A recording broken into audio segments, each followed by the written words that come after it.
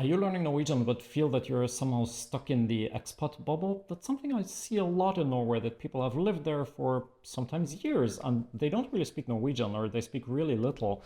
And I find it a bit sad because it deprives them of so many opportunities on the job market, but also in social life, cultural life. I mean, I guess I don't need to tell you, obviously, you're watching this video because you want to get out of the expat bubble. But I always find it a bit sad when people tell me I've been living here for so many years and I don't understand. I can't read the newspaper. I can't read a book in Norwegian. I don't even know what is the current cultural, political discourse here. It's a little bit sad. So what can you do? What are a couple of things that you can do to break out of that bubble?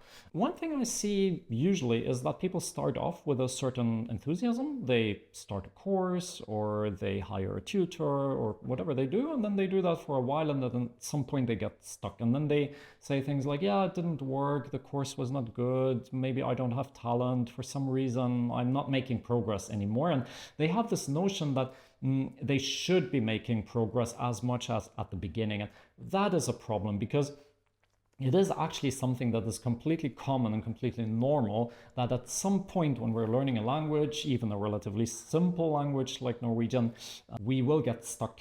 It's usually around the level A2, like this lower intermediate. Why? Well, obviously you're not good enough yet to just enjoy speaking and using the language because you don't have the sufficient practice and sufficient vocabulary, but you're also too good to see your progress. Like at the beginning, the first weeks, you learn to count to 20, and then you learn to count to 100, and then you learn to say the past tense, and then you learn to compare. So every week there is something new, but at some point this stops and it feels like you're not making progress anymore, but actually you are, you just don't see it anymore. And that can feel like you're really stuck. So people call this A2 hell also. And of course, when you're walking through hell, you have to keep walking, right? So that is a bit the trick. I know that's easier said than done. I'm going to get back to that. The point here is that most people abandon their language learning journey at this point, which is really sad. So if you're there, please keep going, because eventually you're going to see progress and your Norwegian is going to improve, but it's not visible right now.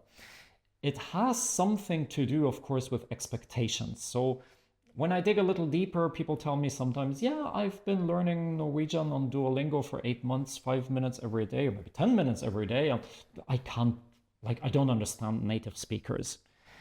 Of course you don't. Yeah, I know the whole language learning industry is somehow built on this marketing gag of, if you buy my course or my app or my method, then in 30 days, 3 minutes a day in your sleep, and you will speak like it was your first language. No, it's not going to happen. We know that. Yeah, you will not be fluent in 3 months, as is a popular book title. You will be fluent in 3 years, yes, but that doesn't sound very nice in marketing. I understand that, but I prefer to be a little bit realistic, because if you're unrealistic, it sets you up for a lot of frustration. You should expect and you should be kind to yourself when you have been learning for a while and you see that your Norwegian is still not fluent or maybe even far from fluent.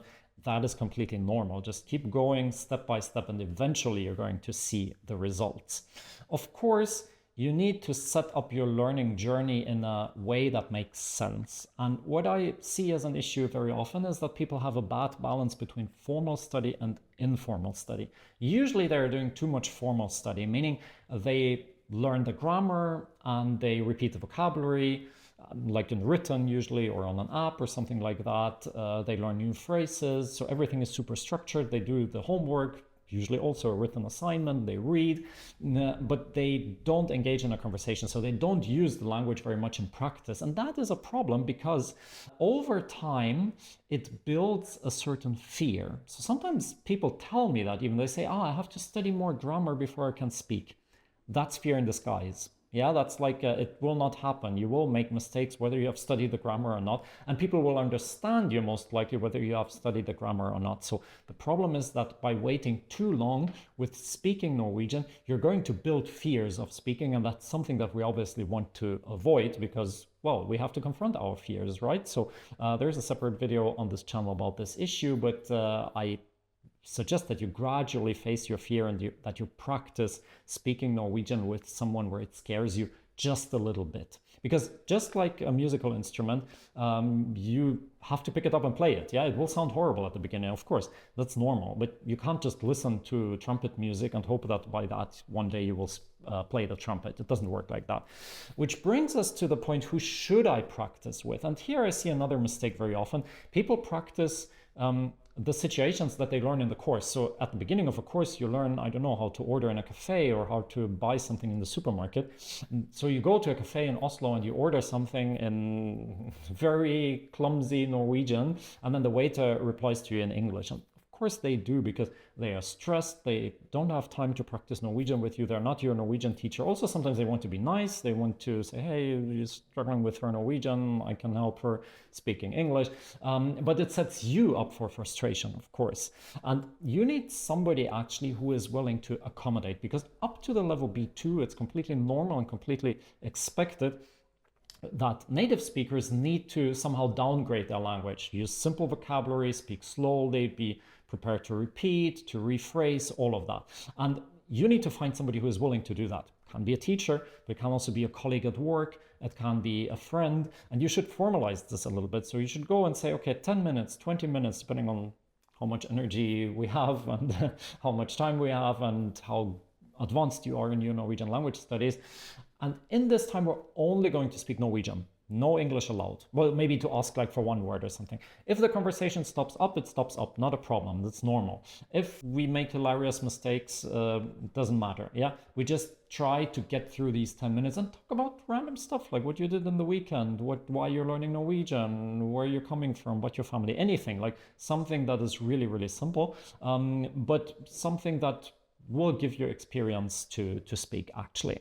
So again, it's important to choose who you're practicing with. Now, all these language courses and apps, they usually talk about hacks to learn the language. And I told you there is no magic trick, but of course there are a few things that you can do in order to speed up the process a little bit. And one thing I can tell you that is really super helpful is to work on your pronunciation.